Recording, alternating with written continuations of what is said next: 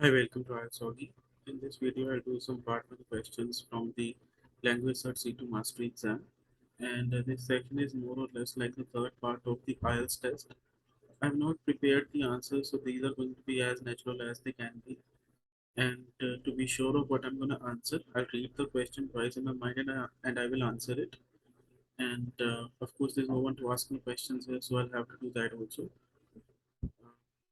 Fine, let's start. You will not get so many questions in your real exam because this section lasts only 4 minutes. So, but I'll answer each of these. Well, it's quite a wrong thing that people say that money is not important and other things are more important. Nothing of that sort. I think financial stability is the key to happiness. If you have money, you're going to have everything that you need. For instance, people will like you, so you will be loved, and you can holiday a lot. You can go to any place you want to go to, and you might have the opportunity to buy what other people cannot buy. So, and that is something that panders to the human instinct of being superior to others. So money has to be there for a cheerful life, I would say.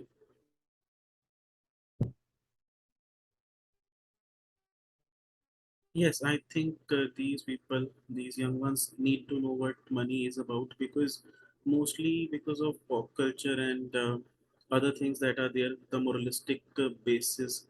These things actually, degrade their thinking, and they think that yeah, life is going to be good afterward. Virtues are better than bank balances. Nothing of that sort happens. They should be taught that the world is materialistic and you are going to be happy only if you have enough money. So they should be taught how to save money, how to earn money, and how to spend money. And if they do so, they might be the happiest people afterward.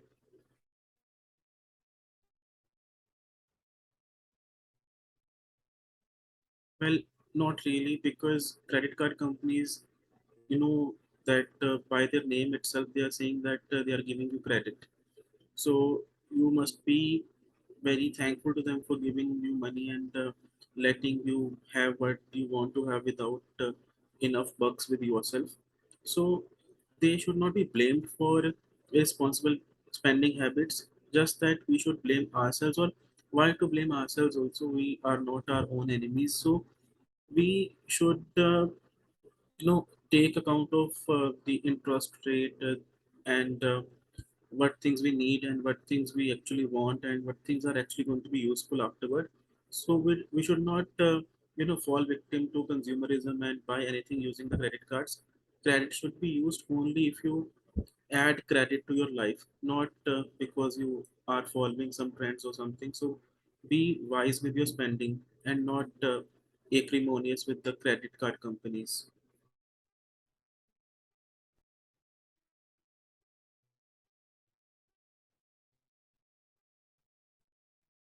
Money is not the basis of every kind of vice that is there. The thing is that we humans are made in a way that we are going to ruin ourselves. We have this psychological mechanism that we cannot digest happiness for long, so we ruin our own lives at certain junctures, and then we blame money because then that spiritual element arouses in us, and we think that money was the bad thing when we should have been stayed, we should have been simple people, and we should have followed code and all. But money was the only thing that let us survive, that helped us complete our journey. Just because when we have had more than enough of something and our lives have gone to the dogs, we think that the materialism that was letting us sail through the life was something that has caused this downfall also. But no, it is our own configuration that leads to our downfall, and we cannot blame money just because we have had a feeling of knowing the mystical at that point. Money is real, uh, God is unreal.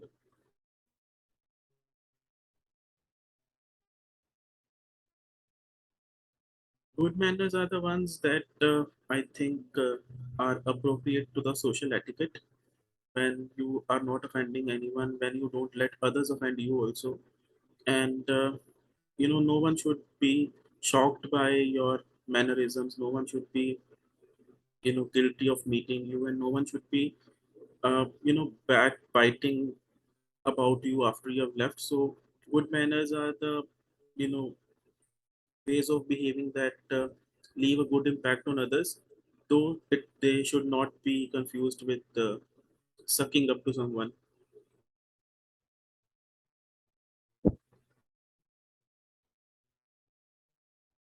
It could be said that this statement is, very agreeable, as in when you have seen that people who are not well behaving, they have faced the repercussions that were the result of their bad conduct.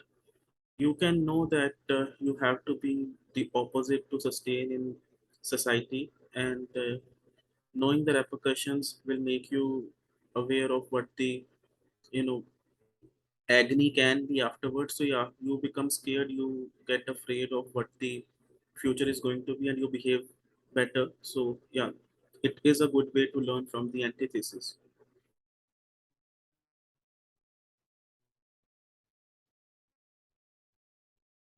Good manners are a form of respect only, I would say. If you are behaving well with someone, that means you don't want to offend the person. And if you don't want to offend the person, that means you respect him or her, you want to make him or her happy, and you want him to have the best time with you. So your manners are the first thing that you're going to have with the person. So it I think manners are the pioneer in this domain. If you are behaving well, you are respecting the person for sure.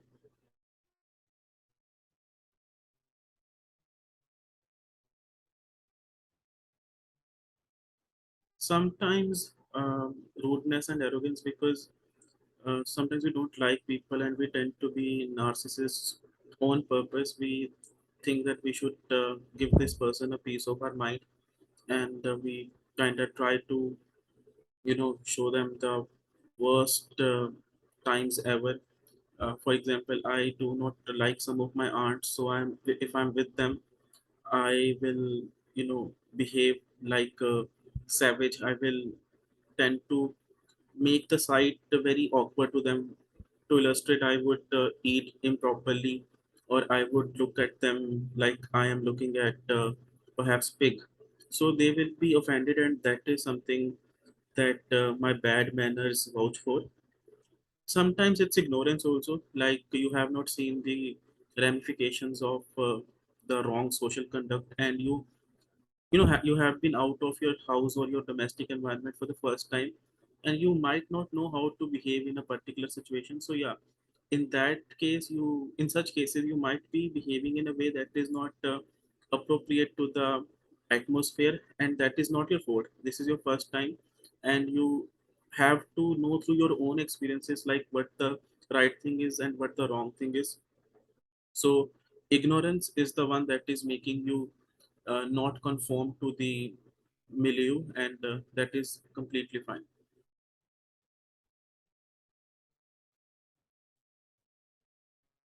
I have a very weird sense of fashion. Like I am someone who is not into the regular stuff, so I wear very weird clothes sometimes, and that is my fashion, perhaps guilty pleasure.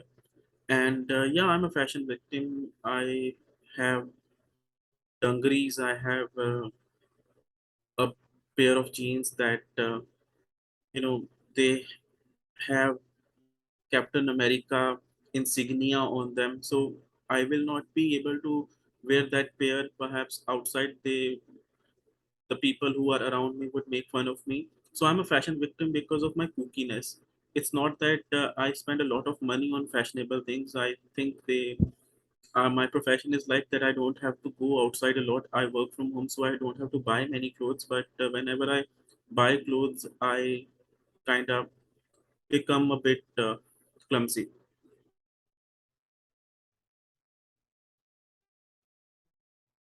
Hollow people do so. Shallow people have this thing that if this person is looking good, then he or she is the one I think they should give a blowjob to. But that is not the real thing. Sometimes the person is very tired, and he or she did not get enough time to get ready or keep up the appearances. Uh, and that is perfectly fine. You are out to enjoy yourself, you are not out to make others see some kind of eye candy. And then if people pass judgments like, oh, this person is so shaggy and so shabby and so scruffy, then I think those people have no good things in life, and it's their problem. And I think you know judging people by their clothes is like judging a book by its cover. As in, of course, the covering matters, and mostly people should wear nice clothes when they're out. But if because of some reasons the person is not well dressed at that point, it's not a bad thing. The material inside the book matters more than the cover outside, and so is the case with humans. The mental, I think, package the person has is way more significant than the outer covering he or she is donning at that point.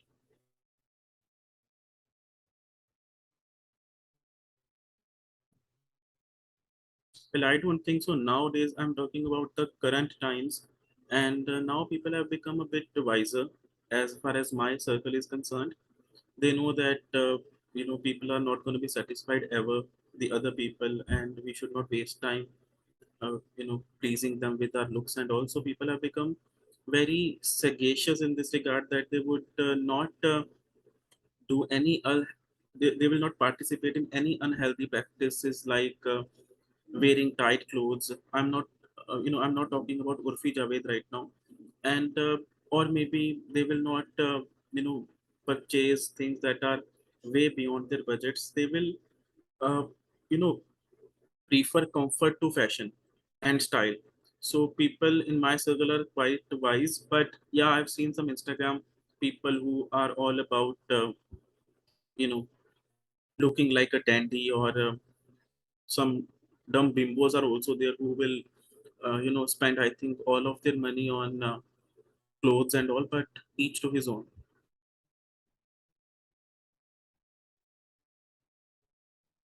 First, the monetary part. I think fashion is making people earn more than anything, I would say, else. And there are various brands like Sabyasachi, Manish Malhotra, who are earning something so gigantic for something so basic, clothes and all. So economically, who work for them, or these people themselves are having the best times ever. The cultural implications are, sometimes people are offended, like suppose a girl is wearing a skirt in a village, so just because her idol wore that skirt the last night in a perhaps award function, the people surrounding her might you know not take something of that sort in a positive light, and they might want to comment on the girl's clothing. So the girl could be offended in that way. Or perhaps sometimes people become very vain because of the fashion thing, as in, since you're looking hot, or since you have set the stage on fire because of your attire, you might think you are superior to others. So that could create a kind of divide between people, like the good ones, the good looking ones, and the bad looking ones. And that is, I think, a bad cultural impact.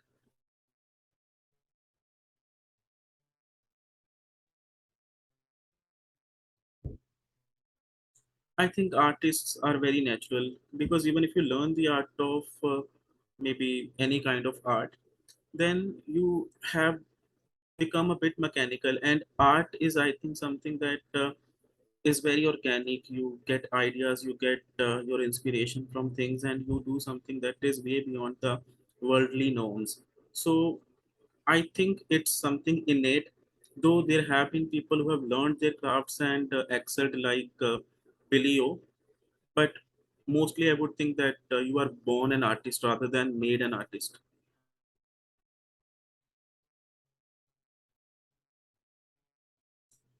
There are two categories, I think. One, who are actually the connoisseurs. They would want to see the best things in the world. They would find something that is going to give them the cerebral orgasms, like, oh, this painting has this meaning, or that sculpture is trying to signify something.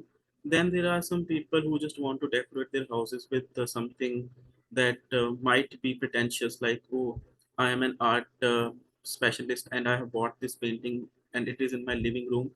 They do not know anything about art, but just to impress other people, they would buy things from art galleries and decorate their own galleries, maybe. The only art that is important in my life every day is, I think, the art of teaching. I have to be someone who is making the classes interesting and who is living side by side and who is liked by his students. And apart from that, the art of being a good son, I don't want to offend my parents anymore. I've done that a lot already. So I have to maintain my cool also, because even if you love someone, especially your parents, and they are not nice, my parents are nice, just that sometimes, because I am a teacher and they are not educated, sometimes our ideologies clash. And that is not going to reduce the love that I have for them, but sometimes our cerebral, I would say, mechanisms don't gel well, and some discords happen, but disagreements happen, but that is fine. Like, I have known the art of being a good son.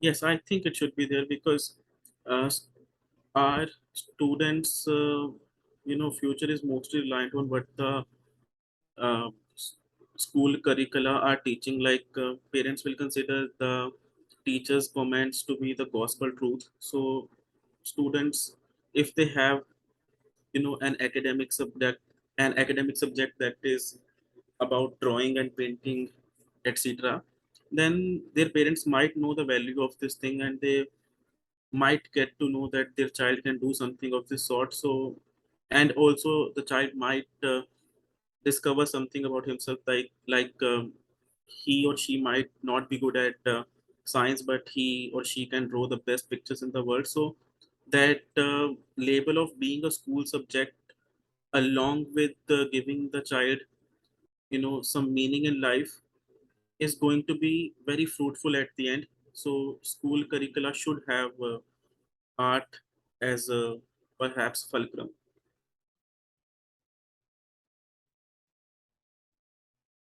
So I think it should be, a very important part of the school, pattern, because mostly schools are about the academic subjects, like mathematics and physics, and they are necessary, but they form only one part of our lives. That is how we are going to earn, or how we are going to be educated, or how we are more special than others, like we know something and they don't know that thing. But citizenship is very common to everyone around. So if we know how to behave well in society, and if we know what the responsibilities of a citizen are, you know by force of its being, or them being something, that is contributing to our scores, we are going to become better citizens. Better citizens are going to translate into uh, a better society or better societies. And these things are going to contribute to the academic parts only, because when you have better citizens around, you're going to be happier. Your domestic environments are going to be very uh, you know very full of happiness, or something very energetic, and then you're going to perform better in other subjects also. So it's a win-win situation, I would say.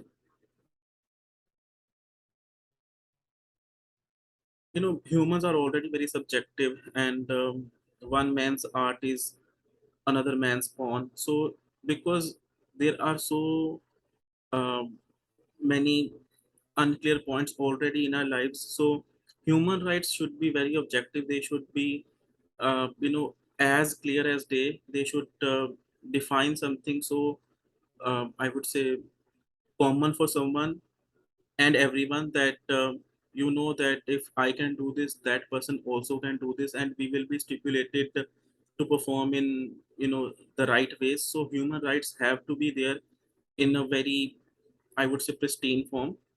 let's take a case, as in, suppose there's a law of this sort. This thing was done by an act of God. Now, we do not know what God is. We have not seen him. One person might believe in the existence of God, the other might not. And that is something that is going to create chaos, nothing else. That is going to lead to disagreements, that is going to lead to disputes. And just because the entity that was there in the law was not something material, the perhaps the ramifications transpired. So they should be very material things, they should be very logical things in our human rights, and we should adhere to them as we adhere to the spiritual tenets.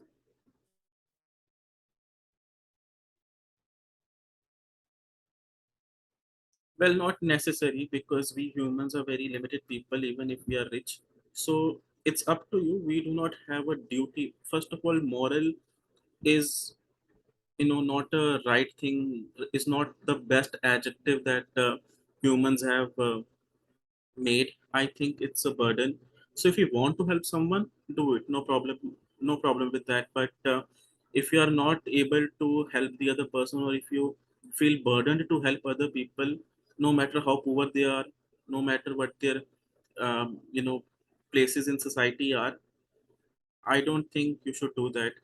And also, you know sometimes we look happier outside and we have a lot of money, but inside we are not that happy. We are struggling with our own mental issues or domestic issues or other kinds of things. So in those cases, just because we are coming out of very luxurious car, we are supposed to help the people who are not able to fend for themselves. We are going to be made into even more depressed humans, and that is not what the aim of help is, that you degrade yourself and help others. The aim of helping others is that you are happy and you are making others happy. And that is, I think, can be the state of affairs if you are doing the help voluntarily, not because of a societal onus.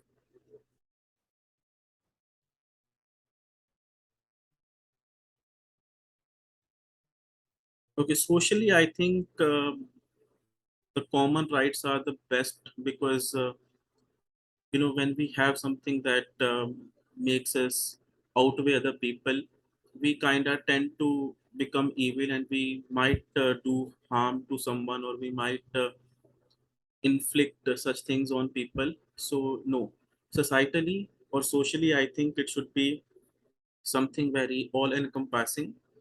And individually, there should be some rights, like if a person wants to follow a religion, or if a person wants to study a subject, or if a person wants to perhaps be heterosexual or homosexual. These are individual rights, and they can be, they are as important as the social, perhaps, umbrella. But social norms and the human rights that are common to all are also important. So I would say the norms that affect the physiology and the mentality of a person um, should be contained in those individual rights, and the um, practices that might harm the social fabric of a society or a region should be dealt with in the human rights that are common to all. And both cases are equally significant. So I hope you enjoyed this video. Give it a like, and please subscribe to my channel. I'll see you in the next video. Thank you.